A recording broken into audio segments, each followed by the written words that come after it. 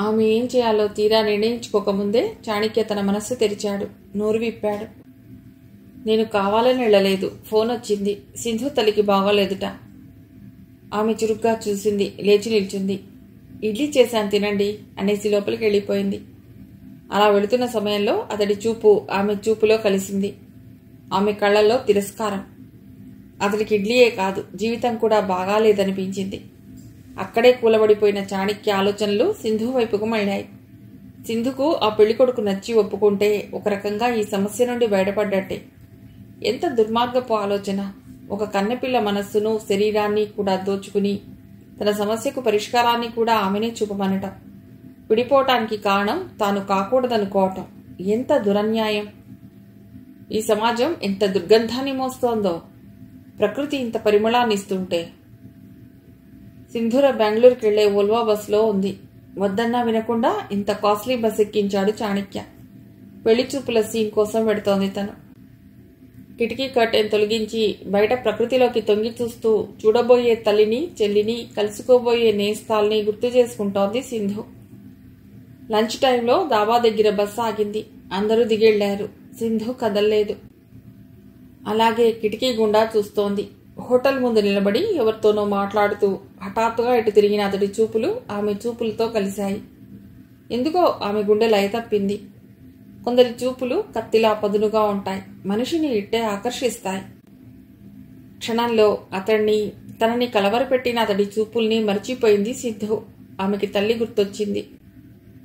అమ్మకు ఇప్పుడెలా ఉందో, ఎప్పుడూ బాగుండదు. పెళ్లి కొడుకును తను కాదన్నాక ఎంత బాధపడుతుందో. అమ్మ భుజం మీద 3 ఆడపిల్లల బరువు ఉంది. సింధు కళ్ళల్లో తడిలో నుండి ఇటే చూస్తున్న అతడు మసగ్గా కనిపిస్తున్నాడు. చూపు తిప్పుకుంది సింధూర. శ్రావ్య, సబిత ఎంత దిగులు పడిపోయున్నారో. ఆమెకు గతం గుర్తొచ్చింది. తండ్రి పోయిన తమను డొక్కల్లో పెట్టుకున్న అమ్మ గుర్తొచ్చింది. మళ్ళా కళ్ళల్లో నీరూరింది. తలవాల్చుకుంది సింధూర. ఇంకా ఎన్ని గంటలు ప్రయాణం? కొండ ప్రాంతం. తన బాల్యం గడిచిన చల్లని ప్రదేశం పలమనేరు. ఇంకో 5 గంటల్లో చేరుతుంది. కానీ ఈసారి ఆ ఉత్సాహం లేదు. కళ్ళు మూసుకుని నిద్రపోతే బావుణ్ణు. కళ్ళు తెరిచేసరికి పలమనేరు కనిపిస్తే బావుణ్ణు. కానీ మూసుకున్న కళ్ళ మీద వాలిన కనురెప్పల్ని చీల్చుకుని ఎన్నో దృశ్యాలు. అవి చెప్పే కథలు. కొన్ని మధురమైనవి, కొన్ని చేదువి. మొత్తానికి అన్నీ వద్దనుకునేవి. ఇంటి బాధ్యతలు తనని ఉద్యోగం పేరు మీద అంత దూరం నెట్టాయి. గవర్నమెంట్ ఉద్యోగం ట్రాన్స్ఫర్ చేయించుకోవచ్చులే అని కావలిలో చేరిపోయింది. లేకపోతే చాణక్యతో పరిచయం అయ్యేదే కాదు. తన బతుకును తానే కాటేసుకునేది కాదు. ఎప్పుడు జారి కింద పడిందో తన పవిట చెంగు. దాన్ని దాటుకుంటూ తన సీట్లోకి ఎడుతున్నాడు ఒక వ్యక్తి. కళ్ళెత్తి చూసింది సింధు. అతను వెనక్కి తిరిగాడు. సారీ. అతనే. తనని కలవరపెట్టిన ఆ కళ్ళే. It's okay. మళ్ళా కళ్ళు వాల్చుకుంది. నిద్ర పట్టకుండా కళ్ళు వాల్చుకోవటం చాలా పెద్ద శిక్ష. చెల్లెలు ఫోన్లో మాట్లాడిన మాటలు గుర్తుకొచ్చాయి.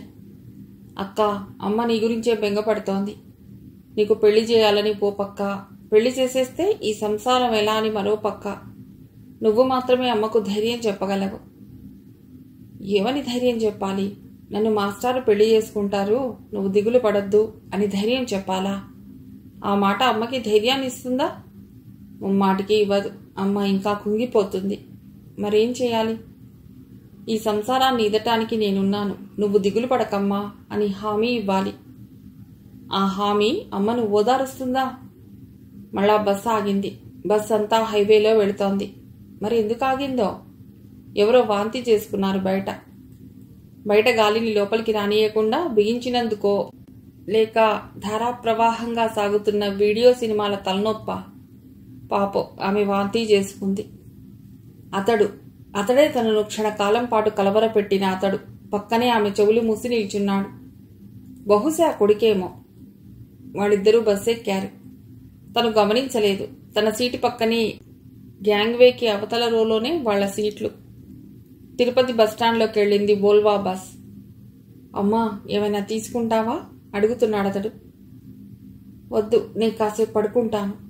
చూడు నందు, చలిగా ఉంది. ఏసీ నీ వైపుకు తిప్పుకుంటావా? అలాగే అతడు తన పొడువాటి కుడి చేతిని పైకెత్తి ఏసీ వింగ్స్ని తిప్పుకున్నాడు. మంచి ఛాయ, దృఢమైన చేతులు. బస్ మళ్ళా కదిలింది. వీడియో సినిమా మళ్ళా మొదలైంది. అందులో నిమగ్నమై అంతా మరిచిపోదామనుకుంటే చూసి చూసి బోర్ కొట్టిన సినిమా. చూడకుండా ఉందామంటే మరేం చేయాలో తెలియని పరిస్థితి. అమ్మా, తూలుతున్నావు, మధ్య ఆమ్రెస్ తీసేస్తాను, పడుకో, నేను ముందుకెళ్ళి చూస్తాను. ఏదైనా సీట్ ఖాళీగా ఉంటే కూర్చుంటాను. పాపం ఆమెకి నిద్ర ముంచుకొస్తున్నట్లుంది. అలాగే అన్నట్లు తలాడించి కొడుకు లేవగానే కాళ్ళు ముడుచుకుని ఆ 2 సీట్లలో పడుకుంది. అతడు ముందుకెళ్ళి అంతా వెతికొచ్చాడు. ఒక్క సీటు కూడా ఖాళీ లేదు. అతడు క్షణం తల్లి సీటు పక్కన నిల్చున్నాడు. మరుక్షణంలో సింధు వైపు తిరిగి అన్నాడు, ఇఫ్ యూ డోంట్ మైండ్, నేను ఇక్కడ కూర్చోవచ్చా? మీరు ఆ సీట్లోకి జరుగుతారా? పోనీ నేనే విండో సీట్కి వెళ్ళనా? ఆమె జవాబు చెప్పకముందే అతడు చప్పున ఆమెను దాటుకుని విండో సీట్కి వెళ్ళి కూర్చున్నాడు.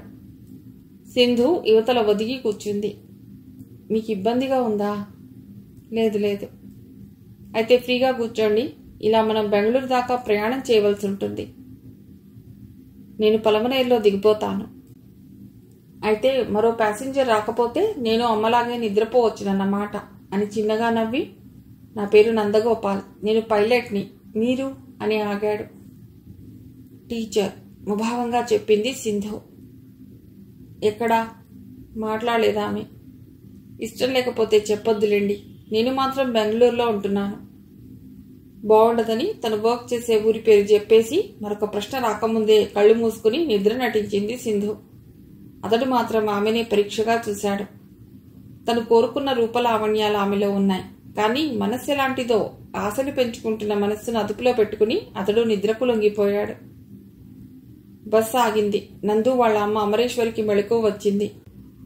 పాపం, నందు కూర్చున్నాడో లేదోనని చప్పున లేచి అటు ఇటు చూసింది. తన పక్క రోలోనే ఉన్నాడు. మెల్లిగా పిలిచింది, నానా నందు. నందగోపాల్కి మెళకువ రాలేదు. సింధు ఉలిక్కిపడి లేచింది. సారీ అమ్మా, నిన్ను డిస్టర్బ్ చేశానా? పర్వాలేదు, మీ అబ్బాయిని లేపమంటారా? వద్దులేమ్మా, పాప నిద్రపోతున్నాడు. మీకేమైనా కావాలా? టాయిలెట్కి వెళ్ళాలి, తోడొస్తావా పాప? పదండి. సింధు లేచి ఆమెని రెస్ట్ రూమ్లోకి తీసుకెళ్ళింది. బస్సులోకి వచ్చాక అమరేశ్వరి సింధుని తన పక్క సీట్లో కూర్చోబెట్టుకుంది. ఇద్దరికీ ఒకరికొకరు నచ్చారు. ఆమె సింధు కుటుంబం గురించి చాలా అడిగింది. ఆమె రూపమే కాకుండా సింధులోని సాధుత్వం కూడా ఆమెకి చాలా నచ్చింది. చెప్పనే లేదు, నా పేరు అమరేశ్వరి, నువ్వు నాకు చాలా నచ్చావమ్మా అని చాలా నిర్మోహమాటంగా నిర్మలంగా చెప్పింది. బస్ మళ్ళా కదిలింది. బస్ కదలికలకు నందగోపాల్ లేచాడు. పక్క సీట్ ఖాళీగా ఉంది. ఆ సీట్లో ఉండవలసిన సింధు అమ్మ పక్కన ఉంది. ప్రపంచాన్ని మర్చిపోయి కబుర్లు చెప్పుకుంటున్నారిద్దరు. అతడు లేచి వచ్చి సింధు పక్కన నిల్చుని చిన్న జోక్ విసిరాడు. మీరిక్కడికి వచ్చేసినప్పుడు నాకు చెప్పుంటే నేను అక్కడ హాయిగా పడుకోకపోయానా? ఇక పడుకోండి, కొద్దిసేపట్లో మా పలమనేరు వచ్చేస్తుంది, నేను దిగిపోతాను ఈసారి నవ్వుతూ అంది సింధు. కాస్త దిగులనిపించింది నందగోపాల్కి. ఒకరంటే ఒకరికి ఎందుకు ఇష్టం కలుగుతుందో ఎవరికీ తెలియదు. సింధు చాలా మంచి అమ్మాయిరా నందు అంది తలెత్తి అమరేశ్వరి. నందు మాట్లాడలేదు. అమ్మ సర్టిఫికేట్ ఇచ్చిందంటే ఆ అమ్మాయి మంచిదే అయ్యుంటుందా? మళ్ళా అతడిలో ఆశలు. కానీ పలమనేరు వచ్చేసి అతడిలోని ఆశల్ని చంపేసింది. రాత్రైపోయింది గాని లేకపోతే మీ ఇంటికొచ్చి మీ వాళ్ళందరినీ చూసి వెళ్లేవాళ్లం అంది అమరేశ్వరి గోప్యంగా. పర్వాలేదు, ఇప్పుడైనా రండి. సింధు మర్యాదను పాటించింది. ఇప్పుడు కాదులే, బెంగళూరుకి పలమనేరు ఎంతో దూరం లేదులే, మరోసారి వస్తాం, మీ అడ్రస్ ఇవ్వు అని తన హ్యాండ్ బ్యాగ్లో నుండి పేపర్ పెన్ తీసిచ్చింది అమరేశ్వరి. సింధు అడ్రస్ రాసిచ్చేసరికి పలమనేరు వచ్చేసింది. నందగోపాల్ వ్యాలెట్ తీసి విజిటింగ్ కార్డ్ సింధుకి ఇచ్చాడు. ఆమె లేచి నిల్చుంది. పైనున్న తన బ్యాగ్ అందుకోబోయింది. నాన్నా, నువ్వు తీసివ్వరా అంటున్న అమరేశ్వరి వంక కృతజ్ఞతగా చూసింది సింధు. ఆ చూపు ఆమెకు చాలా నచ్చింది. చిన్న విషయానికి కూడా కృతజ్ఞతలు చూపించే మనుష్యులు ఎవరినీ నొప్పించని వాళ్లే ఉంటారని ఆమె అభిప్రాయం. నీకోసం ఎవరొస్తారు? పక్కింటి అన్నని ఏమైనా పంపిందేమో అమ్మ. వస్తానాంటీ అనేసి కదిలి వెళ్ళిపోతున్న అమ్మాయిని అలాగే చూస్తూ ఉండిపోయిందామె. బస్ మెట్ల వరకు వచ్చి బ్యాగ్ అందించాడు నందు. నాకు ఫోన్ చేయాలని మీకు అనిపిస్తే నా విజిటింగ్ కార్డులో నా నెంబర్ ఉంది. తెల్లబోయింది సింధు. అతడితో తనకేం పనుంటుంది? శివానీకి ఇల్లు నరకల్లా అనిపిస్తోంది. రవళి దగ్గర కొన్ని రోజులు ఉండి రావాలనిపిస్తోంది. రవళి దగ్గరికి ఎడుతున్నాను అని పొడిగా ఒక కాగితం మీద రాసిపట్టి రైలెక్కేసింది శివాని. అలా ఏదో మార్గాన్ని వెతుక్కోకపోతే ఆమె గుండె పగిలిపోయేలా ఉంది. పిచ్చి పట్టేలా ఉంది ఆమెకు. 3 ఏళ్లుగా తన జీవితంలో వాలిన అపశృతిని రవళి ముందు పరిచి ఏడ్చి గుండెలు తేలికపరుచుకోవాలనే నిర్ణయంతో రైలెక్కింది శివాని. కానీ రైలు కదిలి ముందుకు సాగే కొద్దీ ఆమె గొంతును ఎవరో నులివేస్తున్న భావం. ఎవరికి మాత్రం చెప్పి ఏం ప్రయోజనం అనే విరక్తి. పోనీ ఆయన్నైనా సుఖపడని, ఈ ప్రాణం పోవటం ఎంతసేపు? క్షణం మనసుని ఉగ్గబట్టుకుని ఈ రైల్లో నుండి దూకేస్తే క్షణం. ఛా, తనలో ఇంత పిరికితనమా? ఆయన తప్ప తనకి ఇంకెవరూ లేరా?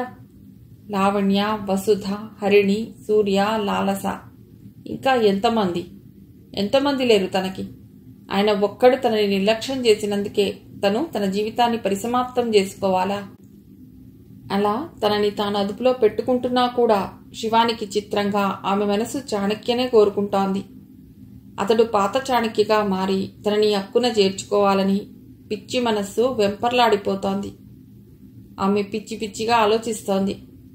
వచ్చే స్టేషన్లో దిగిపోయి వెనక్కి వెళ్ళిపోదామా అని ఆమె తీర్మానించుకుంటుండగానే ఒంగోలు స్టేషన్లో అక్క కూతురు దగ్గరకు వెళ్లి వస్తూ అదే కంపార్ట్మెంట్లో ఎక్కింది రవళి. చిన్నప్పటిలా హాయ్ శివ అని అనలేదు రవళి. కానీ ఆమె కళ్లలో కనిపించిన మెరుపుకు, పెదాల మీద విరిసిన ఆత్మీయమైన నవ్వుకు వివసురాలై ఓటమిని వరించిన తన జీవిత భాగాన్ని ఘట్టాలుగా స్నేహితురాలతో చెప్పేసుకుంది శివాని. అది రైలని, తాము కంపార్ట్మెంట్ గేట్ దగ్గర నిలబడి ఉన్నామని అన్నీ పూర్తిగా మర్చిపోయి అంతా విన్న రవళి ఆశ్చర్యపోయింది. చాణక్య ఇలాంటి పని చేయగలరా? అంతా చెప్పేసిన శివాని ఆఖర్న అంది. నేను ఓడిపోయాను రవళి, చిత్తుగా ఓడిపోయాను. శివాని కళ్లల్లో సుడిదిరిగిన కన్నీటిని చూసిన రవళి ద్రవించిపోయింది. లేదు, నువ్వు ఓడిపోలేదు. నాకు తెలుసు నువ్వు గెలుస్తావు. అదే అనుకుని 3 ఏళ్లుగా ఎదురు చూసి అలసిపోయాను. నా ప్రేమ గెలుస్తుందనుకున్నాను. ఇక మాట్లాడలేనట్లు ఆగిపోయింది శివాని. సరే దా, లోపల కూర్చుని మాట్లాడుకుందాం. బ్యాగ్ అందుకుని లోపలికెళ్ళి కూర్చుంది రవళి. ఆమె పక్కన నీరసంగా కూర్చుంటూ అంది శివాని. నా మనస్సు నా మాట వినటం లేదు రవళి. ఏం చేయాలో అర్థం కావటం లేదు. ఎప్పుడూ నిబ్బరంగా ఉండే శివానీని అలా చూడటం రవళికి కష్టం అనిపించింది. ఓ 10 రోజులు నా దగ్గర ఉండిపో, కాస్త నీ మనసు కుదుటపడుతుందేమో. ఉండాలనే వచ్చాను, కానీ తిరిగి ఆయన దగ్గరికే వెళ్లాలనిపిస్తోంది. ఏమిటో నా పరిస్థితి నాకే అర్థం కావటం లేదు, నిట్టూర్చింది శివాని. శివ, తప్పు చేసిన ఆయనేమో సంతోషంగా ఉన్నాడు. నువ్వు ఎందుకింత సఫర్ అవ్వాలి? ఇది నాకు ఓటమి కాదంటావా? ఓటమే అనుకుందాం, కానీ ఆ ఓటమికి కారణం అతడి చపలత్వమే గాని నీ అసమర్థత కాదుగా. రవళి ఆమెకు సాంత్వననిచ్చే ప్రయత్నంలో రైల్వే బర్త్ మీద ఆమెకు దగ్గరగా జరిగి అంది. నువ్వు నన్ను ఓదార్చాలని చెబుతున్నావు గాని ఆడదానికి ఇంతకంటే పెద్ద ఓటమి ఇంకేమైనా ఉంటుందా? పిచ్చిదానా, మన మనసులో ఆలోచిస్తుందే గాని బాగా థింక్ చేయి. ఇది నీ ఓటమో లేక ఇంకొన్నాళ్లలో నీ భర్త ఓటమో తేలిపోతుంది కదా. విరక్తిగా నవ్వింది శివాని. ఆయనలో పశ్చాత్తాపం కలిగో లేక ఇంకే గత్యంతరం లేకో తిరిగొచ్చినా ఇదివరకటిలా ఆయన్ని విశ్వసించటానికి, స్వీకరించటానికి, ప్రేమించటానికి ఇది మెషిన్ కాదే, మనస్సు. అదెందుకు అర్థం చేసుకోరు మీరు? ఇక్కడ రవళికి మాటలు దొరకలేదు. నిజమే, శివాని చెప్పింది 100కి 100 పాళ్ళు నిజమే. కానీ ఈ ప్రేమించే మనసులకు తను ప్రేమించే మనిషే కావాలి. అందుకే మరి శివానీని రెచ్చగొట్టకూడదు. అతడు లేదే శివాని ఎక్కువ కాలం బతకదు. శివాని చాలా మంచిది. అలాంటి మంచి మనుషులు తొందరగా పోకూడదు. సారీ రవళి, శివాని తనని తాను అదుపులో పెట్టుకుంటూ అంది. పర్వాలేదు శివ, కానీ కాస్త ఆలోచించు. నీ కొడుకు నీ పట్ల చాలా నిర్లక్ష్యంగా వ్యవహరించలేదు. నువ్వు వాణ్ణి క్షమించలేదు. ఇది అలాగే అనుకోలేవా? శివాని క్షణం పాటు ఆలోచించింది. లేదు రవళి, వాడు నా కొడుకే అయినా అందరి తల్లుల్లాగా నేను వాడి మీద ఆశలు వదులుకున్నాను. అయినా రవళి, వాడిని కన్నా నాకు వాడిని పెంచటం నా బాధ్యత. నన్ను చూడటం చూడకపోవటం అనేది వాళ్ళ మనస్తత్వాన్ని బట్టి, స్వార్థాన్ని బట్టి ఉంటుంది. ఆగింది శివాని. చెప్పు. అదే పరిసరాలు, అదే మనోలోపాలు భర్తలో ఉండకూడదా?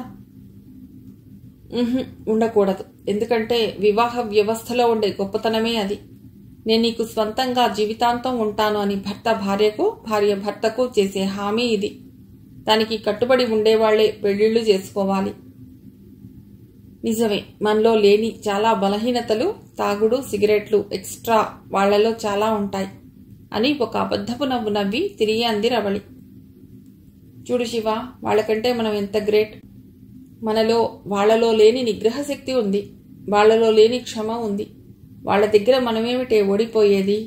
వాళ్ళు మన మంచితనం ముందు ఓడిపోయి ఇన్ఫీరియర్గా ఫీల్ అయి అతన్ని పొగిడి అతన్ని ఇంత ఎత్తున పెట్టి తాత్కాలికంగా గొప్ప చేసే వాళ్ళ దగ్గరకు తోక ఊపుకుంటూ పెడుతున్నారు మగాళ్ళు. కావాలంటే ఎట్టి ఎగ్జాంపుల్స్ అయినా చెప్తాను. ఎవరైనా భార్యను ఒక్క మాట అంటే ఒక్క మాట అనని అతడు ఒప్పుకుంటాడేమో చూడు. అది మన స్థానం మన భర్తల గుండెల్లో అని ఆగి తిరిగి గొంతు తగ్గించి అంది రవళి. శివ, నువ్వు అతన్ని అనలైజ్ చేయటంలో పొరపాటు పడ్డావని నేను అనుకుంటున్నాను. నేను చాలా కాలం అలాగే అనుకున్నాను. నన్ను నేను చాలాసార్లు విమర్శించుకున్నాను. నేను పొరపాటు పడలేదని నాకు ఆయనే విడమర్చి చెప్పారు. ఆయన చెప్పారా? ఏమని? విపరీతంగా విస్తుపోతూ అంది రవళి. ఇలాంటి చీకటి తప్పులు చేసేవాళ్లు నిజాల్ని కూడా చీకట్లో ఉంచుతారు అనే నమ్మకం రవళిలో ఉంది. ఎందుకంటే ఆ చీకట్లో నుండి ఏదో ఒక రోజు తన భార్య అనే వెలుగులోకి రావాల్సి ఉంటుందని, ఈ అనైతిక చర్య వాళ్ళకి తెలిస్తే తిరిగి భార్యతో కలిసిన ఆ రోజు తాను చాలా సమస్యల్ని ఎదుర్కోవలసి ఉంటుందని వాళ్లకు స్పష్టంగా తెలుసునని రవళి నమ్మకం. మాటల్లో తెనాలి స్టేషన్లో ట్రైన్ ఆగింది. కొందరు ప్రయాణికులు అటూ ఇటూ తిరుగుతున్నారు. మరికొందరు ఏదేదో తింటున్నారు. ఇంకొందరు ఈ జీవితకాలమంతా రైల్లోనే గడిపేట్టుగా తెచ్చిన సామాన్ని సర్దుతున్నారు. వాళ్ళందరినీ చూస్తుంటే శివానీకి అందరూ ఆనందంగా ఉన్నట్లు, తనొక్కదాని మనస్సు మీదే దెబ్బ మీద దెబ్బ తగులుతున్నట్లు అనిపించింది.